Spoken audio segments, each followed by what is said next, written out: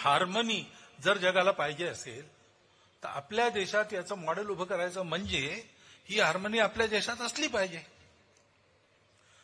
श्रद्धेचा आदर त्यामुळे राम मंदिर झालं पाहिजे, ते होत आहे. हिंदूंची श्रद्धास्थान हिंदूंना वाटतं, परंतु असं केलं म्हणजे हिंदूमध्ये नेता होता येतं म्हणून, किंवा अतिरेकी भूतकाळाच्या ओझ्याच्या परिणामामुळे अतिरेकी तिरस्कार, द्वेष, शत्रुता, संशय याच्या पोटी रोज एक नवीन प्रकरण काढणे हे कसं चालेल? हे नाही चालणार. शेवटी आपलं सोल्युशन काय आहे? जगाला आपल्याला दाखवायचं आहे की आपण सगळे एकत्र नांदू शकतो. आपल्या देशात त्याचा छोटासा प्रयोग झाला पाहिजे. तो प्रयोग करताना आहेत आमच्या या सगळ्यांना सामावून घेणाऱ्या अनेक पंथ संप्रदायांच्या विचारधारा आमच्या इथे आहेत. आता काही बाहेरूनही आल्या आहेत ज्यांच्यामध्ये चुकीनी का होईना पण कट्टरपणाची परंपरा आहे. त्यांचं राज्य इथे राहिल्यामुळे त्यांना असं वाटतं की आमचं पुन्हा राज्य आलं पाहिजे. पण आपला देश आता संविधानानुसार चालतो. तिथे कोणाचं राज्य नसतं. जनता आपली प्रतिनिधी निवडून देते. जे निवडून येतील ते राज्य चालवतील. राज्य जनतेचं असतं. दोस्तों नमस्कार, मैं हूं विनीता और देख रहे हैं न्यूज नशा आदत हर खबर की। अभी तक तो विपक्ष परेशान था कि मंदिर जगह जगह क्यों खोदा जा रहा है। अब तो खुद आरएसएस, जिसकी विचारधारा पर बीजेपी चलते हुए मंदिरों की खोज कर रही थी, अब तो वो खुद परेशान हो उठे हैं। आरएसएस प्रमुख मोहन भागवत ने जो कहा वो आपने सुना। अब बड़ी बात यह है कि आखिरकार ये कर कौन रहा है फिर? यानी कि मोदी जी पर ठीकरा सीधा सीधा फोड़ दिया गया है कि नए नए हिंदू बने हैं, क्योंकि जिस तरह की बात उन्होंने कही आपने सुना कि राम मंदिर के निर्माण के बाद नए हिंदू नेता बनकर उभरे हैं ये लोग। तो ये बात अपने आप में सबसे बड़ा तंज है इस वक्त बीजेपी पर। हमारे साथ चर्चा के लिए डॉक्टर सूरज यादव मंडल और हरिकेश जी जुड़ चुके हैं। हरिकेश जी बहुत बहुत शुक्रिया आपका, बहुत दिनों के बाद आपके साथ इस खास चर्चा पे जुड़ रहे हैं, और डॉक्टर सूरज तो एक बहुत ही डिटेलिंग के साथ इन्फॉर्मेशन देंगे। हरिकेश जी, मैं आपसे एक सवाल ये पूछ करके शुरुआत करना चाहती हूँ, क्योंकि कई मंदिरों का जिक्र आपसे मेरा हो रहा था। कुछ मंदिर तो ऐसे थे जो मुझे नहीं पता, आपको पता है, और जिनकी खुदाई भी शुरू करने की बात की जा रही है। अंदर खाने बहुत कुछ ऐसा घट रहा है जो शायद अभी हम तक भी नहीं पहुंचा, जनता तक तो तब पहुंचेगा जब शायद तस्वीरें और ज्यादा बदल चुकी होंगी। आप उसके बारे में जिक्र करते हुए शुरुआत करें तो मुझे लगता है जनता को और जानकारी मिलेगी। मोहन भागवत की पहली लाइन को मैं कोट करता हुआ इसलिए शुरू करूंगा क्योंकि उन्होंने एक बड़ी अच्छी लाइन कही कि अगर बहादुर शाह जफर के समय में ये बात आई थी कि कैसे जो है आप राम मंदिर की जगह जो है हिंदुओं को दे दें, अगर ये बात आई थी तो क्योंकि मैंने भी इतिहास में ये लाइन कभी पढ़ी नहीं है कि ऐसा कुछ बहादुर शाह जफर ने कहा था। बहुतेरी बातें जैसे जजिया, जकात, इन सब के बारे में हम चर्चा करते रहे हैं, और कब औरंगजेब ने कैसे जो है जजिया लगा दिया, कब ये कर लगाने लगा, ये सब की जानकारियां हैं। अकबर ने कब उसको हटाया, कब डिमोलिश किया। मुझे लगता है डॉक्टर सूरज आपको इसमें साथ साथ बताते हुए चल सकते हैं जिस बात का आप जिक्र कर रहे हैं, बिकॉज वो तो दिल्ली यूनिवर्सिटी में प्रोफेसर हैं और वो जानते हैं इस बात को, और इसी के साथ आप आगे बात बढ़ा दीजिएगा। नहीं, बहुत अच्छी बात रहेगी अभी हरिकेश जी, बहुत अच्छी बात रहेगी क्योंकि अकबर के समय में जी नहीं, इन्होंने सही कहा है। कोई भी नॉन सोर्स और जो क्रेडिबल इंफॉर्मेशन बेसिस पर ऐसी बात नहीं कही जा सकती है। आगे की बात ऋषिकेश जी करें, मैं फिर ज्वाइन करूंगा जैसे ये समाप्त। जी हरिकेश जी। तो मेरा मानना ये है कि जितना हम लोगों ने इतिहास पढ़ा है या जितना history, ancient history, medieval history सब पढ़ी है, उन सब के आधार पर मैं कुछ चीजों को इसलिए रख पाता हूँ क्योंकि मैं वो घूमते हुए देखा भी हूँ। मथुरा में मैं रहा हूँ, मेरी स्कूलिंग मथुरा में रही है।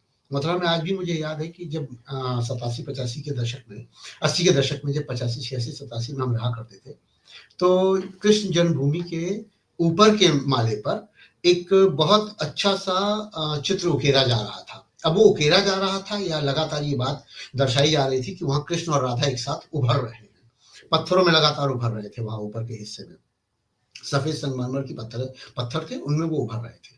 अब ये उस समय तो मुझे याद नहीं क्योंकि छोटे थे हम लोग, तो ये नहीं मालूम कि वो किसी की मतलब साजिश थी। साजिश ना कह करके ये कहूँ कि किसी ने अवधारणा बनाने की कोशिश की थी कि वहां पर राधा कृष्ण उभर रहे हैं, तो हो सकता है वो पॉइंट रहा हो। लेकिन मैं वहां पर एक चीज जरूर देखा हूं जो वृंदावन क्षेत्र में है, और सीधे रंग जी के मंदिर से कुछ थोड़ा पहले लेफ्ट हैंड साइड पे, लेफ्ट मतलब उल्टी साइड पर आप जाएंगे तो एक बहुत पुराना मंदिर है जो एएसआई के संरक्षण में है। एएसआई के संरक्षण में उस मंदिर में आप जाएंगे तो आप देखेंगे कि वो मंदिर बहुत बेतरतीब गंदा हो रखा है, बहुत बुरे हाल में है। और वो है मतलब एक्चुअली राधा वल्लभ जी का, मतलब कृष्ण भगवान का और उनका मंदिर है। और उसमें छोटी सी मूर्ति है पीछे साइड में, और बड़ा विहंगम मंदिर है। उस मंदिर के कंगूरे, उसका निर्माण, उसका बनावट, उसकी सारी नक्काशी आप देखेंगे, बड़ी विहंगम है। बातचीत में पता चला कि ये कब का मंदिर है, तो ये 1560 का मंदिर है। इतिहास का हर विद्यार्थी जानता है 1560 का दशक जो है अकबर शासनकाल का था और टोडरमल वगैरह आ चुके थे। तो ये मान सिंह के अंतर्गत बनवाया गया वो मंदिर था। अब सोचिए, अकबर वहां बैठ करके इलाहाबाद से शाही चलाते हुए राजा के तौर पे, इलाहाबाद से ही शुरुआत हुई थी राजा उसके होने की, वहां से शुरुआत होते हुए मथुरा में आकर के वो मंदिर बनता है। और ये 1560 के समय का मंदिर है। खोदने की जरूरत नहीं है, उसमें कहीं कोई खुदाई की जरूरत नहीं, वो एकदम ऊपर विहंगम है, उसकी देखरेख नहीं हो रही है। दूसरी बात पे आता हूं। दूसरी महत्वपूर्ण बात है काशी विश्वनाथ मंदिर की। काशी विश्वनाथ मंदिर के कॉरिडोर के बनाए जाने के वक्त जो काशी विश्वनाथ गलियां हैं, अगर उन गलियों का नहीं भी कम से कम इतिहास होगा तो 100-200 साल पुराना होगा, इससे कम का तो सवाल ही नहीं है। तो 100-200 साल के बीच का पीरियड अगर निकालें आप, तब हम कुछ कह सकते हैं कि थोड़ा प्राचीन है। 100-200 साल इसलिए प्राचीन मैं थोड़ा कह रहा हूं क्योंकि 1947 में हम आजाद हुए हैं और लगभग 75-80 साल बीत चुके हैं। उसके पहले की बात करें तो ये 1905 के आसपास के दशक की अगर कहानियां कहूं कि जब बनारस बस रहा होगा, बहुत अच्छे से बसा हुआ होगा, उसकी गलियां बन गई होंगी, उन गलियों में लोगों ने रहना शुरू किया होगा और उन गलियों में अपने घरों में लोग मंदिर बनाए हुए थे, विग्रह बना के रखे हुए थे और उनको पूरा बुरी तरह से डिमोलिश किया गया। ये सबके सामने वो चित्र मौजूद होंगे और आज भी सर्च करेंगे तो मिलेंगे। कितने मंदिर टूटे होंगे, कितने विग्रह टूटे होंगे उस कॉरिडोर को बनाते वक्त, उसका कहीं कोई संज्ञान नहीं लिया गया। संज्ञान क्या लिया जा रहा है कि संभल में एक मंदिर खुदाई में मिल जा रहा है या किसी तरीके से वो मिल जा रहा है जो जमींदोज करने की कोशिश की जा रही है। ये बात कहा गया है उसमें कि उसको जमींदोज करने की कोशिश की गई थी उस मंदिर को, जबकि वास्तविकता ये है कि उसके रहने वाले वो घर छोड़ के चले गए थे। हाँ ठीक है, उसके पीछे कहानी हो सकती है कि दंगा हुआ हो, वहां से लोग माइग्रेट कर गए हो, अपना घर छोड़ के चले गए, ये भी हो सकता है। उस दंगे की जिम्मेदारी हो सकता है कि मुस्लिमों पे आप डाल दें, हो सकता है कि ये सच भी हो, क्योंकि दंगे में अक्सर ये बातें होती हैं कि दंगे में दो पक्ष, खासकर हिंदू मुसलमान, बहुत लड़े। और ये 1857 के बाद से ही बात उभर गई थी, वरना बहादुर शाह जफर के पास मेरठ से निकली सेना पहुंच के वहां ये नहीं मांग करती कि आप सामने आइए। ये हम लोगों ने पढ़ा है इतिहास में कि 1857 में जब ये गदर शुरू हुई थी तो सुबह रात भर चल के सेना दिल्ली पहुंची थी। मेरठ पे एक्सप्रेस वे नहीं था ना तब उस समय, तो जाहिर बात है कि पैदल पैदल चल के गई होगी सेना। वो सेना जब पहुंची तो वहां बहादुर शाह जफर से मांग की कि आप हमारा नेतृत्व करिए या फिर अपने आप को आप खत्म कर लीजिए। तो ये परिस्थितियां जब हुई तो बहादुर शाह जफर ने उसका नेतृत्व संभाला, जिसका उनको खामियाजा भुगतना पड़ा, रंगून भेज दिया गया। और उनकी शेर तो आप दुनिया जानती है कि 2 गज जमीन भी नसीब ना हुई। तो ये बातें मैं इसलिए कह रहा हूं कि मोहन भागवत ने जो ये बात कही है, इस बात के परिप्रेक्ष्य में अगर बहुत सारी चीजें देखें तो ये बात सच है कि अगर आप ऐसे खोदते घूमेंगे तो मैं यहीं से बैठ के बता दे रहा हूं, आजमगढ़, गोरखपुर, जौनपुर, बनारस, देवरिया, इन सब जगहों पे आप खोदते फिरेंगे तो इतने मंदिर मिलेंगे जिनका कोई हिसाब नहीं है। और हर जाति और हर धर्म के लोगों ने कब्जा कर रखा है उस एरिया में। राजा राम का हाथा शब्द है, राजा राम का हाथा, मतलब निगम की तरह खुदाई हो जाएगी फिर तो रिकेश जी। हाँ, फिर तो आप हर जगह कुएं खोद रहे हैं ना। आप, मैं बताता हूँ ना कि कहां कुएं खोदिए, और कितने कुएं ऐसे पड़े हैं जो अब दब के खत्म हो गए। शहर के बीचों बीच कुएं हैं। कुर्मिटोला चले जाइए आजमगढ़ में, वहां आपको एक कुआं मिल जाएगा। आप नरसिंहपुर क्षेत्र में चले जाइए, चक्रपाणपुर क्षेत्र में चले जाइए, सीधे आप चले जाइए जो राहुल सांकृत्यायन है उनके गांव में चले जाइए, वहां कई कुएं हैं जो खत्म हो चुके हैं। वो 70-80 साल पुराने कुएं हैं, वो खत्म हो चुके हैं क्योंकि आपके पास रास्ते दूसरे हो गए पानी निकालने के। अब कुएं पे आप निर्भर नहीं रह गए, तो अब आप एक कुआं खोद रहे हैं जिसके भीतर से मूर्ति निकाल रहे हैं। मैं ये भी बात बता दूं कि जब दशहरा, दिवाली ये सब मनता था तो जो मूर्तियां थी उनको कहां पे सिरवाया जाता था, वो कुओं में सिरवाया जाता था। नदियों पर जाके कोई नहीं सिरवाता था क्योंकि बहुत कम संख्या में बनते थे। आज की जनसंख्या 150 करोड़ है।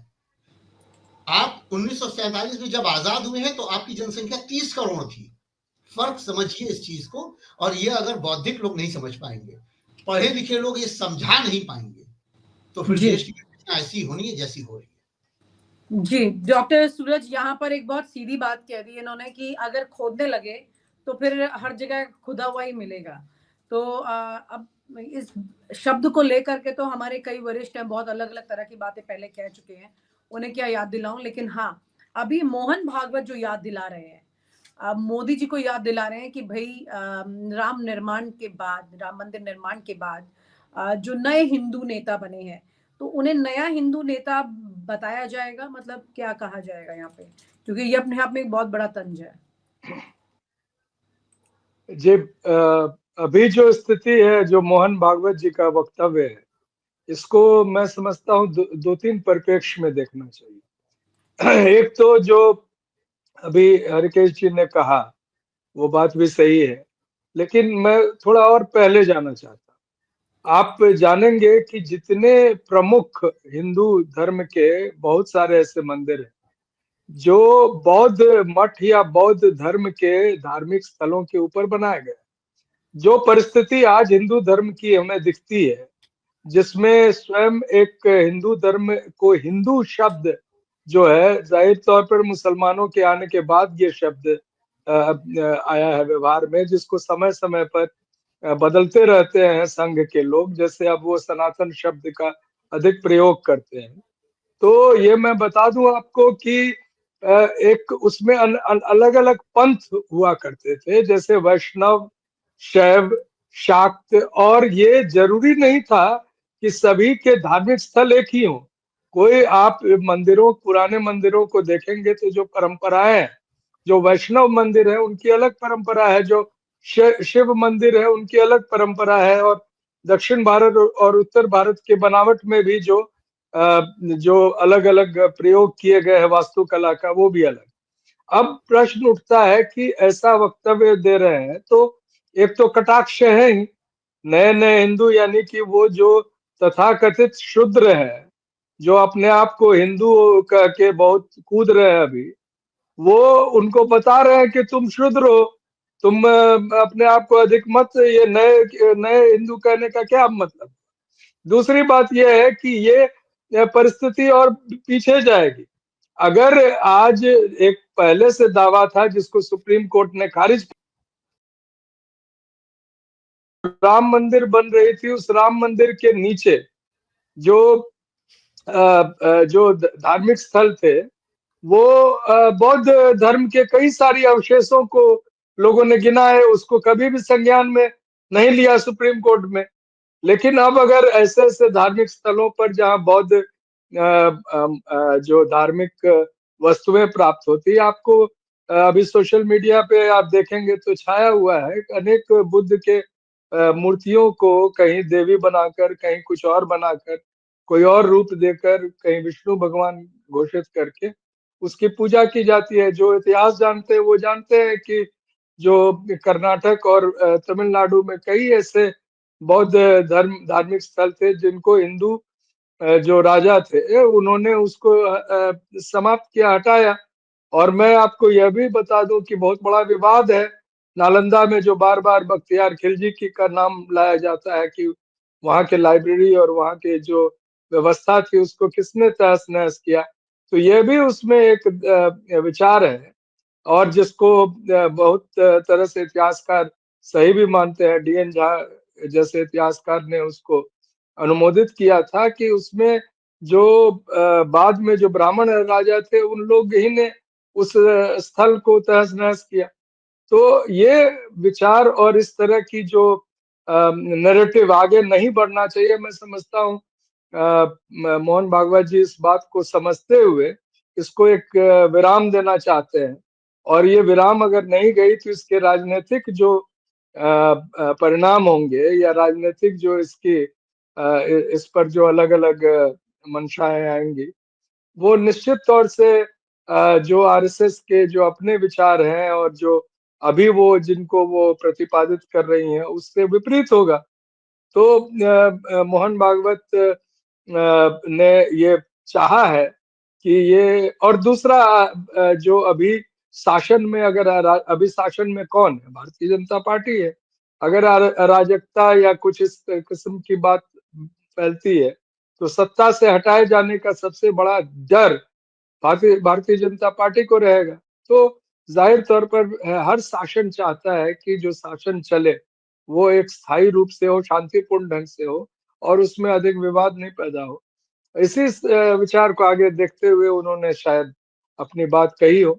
बाकी तो और भी इसके राजनीतिक मतलब होंगे, वो चर्चा होगी तो उस पर और भी हम लोग बात कर सकते हैं। जी जी, राजनीतिक मतलब तो बहुत सारे निकल के आ रहे हैं, क्योंकि राजनीति से ये सारी गंगा जमुना जो है वो निकल के आती है अलग-अलग तरह से।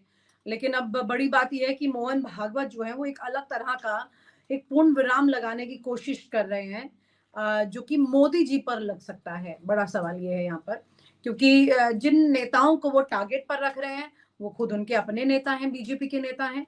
मोहन भागवत जिनको टारगेट कर रहे हैं, वहीं पर जिनकी हाँ में हाँ मिलती हुई उनकी बात दिख रही है, वो इस वक्त विपक्ष है। विपक्ष जिस संविधान की बात कर रहा है, उसी संविधान को आगे रखने की बात खुद अब मोहन भागवत कर रहे हैं कि संविधान सर्वोपरि है। वहीं पर बड़ी बात यह है कि ये कश्मकश अब ये बता रही है कि एक बार फिर से बीजेपी और आरएसएस के बीच में एक बड़ा द्वंद्व शुरू हो चुका है। आप लोग के साथ एक बार फिर चर्चा करेंगे इस पर कल, और इसको समझेंगे कि ये द्वंद्व अब खाई जो है बनती जा रही है, ये कभी खत्म भी होगी कि नहीं, या फिर इसी में कुछ लोग गिरने वाले हैं। बहुत बहुत शुक्रिया। Thank you so much for sharing your thoughts with us. Thank you so much. और आप हमसे जुड़े रहने के लिए सब्सक्राइब करें YouTube पर, फॉलो करें Twitter पर और लाइक करें Facebook पर। और ज्यादा जानकारी के लिए आपको टाइप करना होगा सिर्फ न्यूज़ नशा।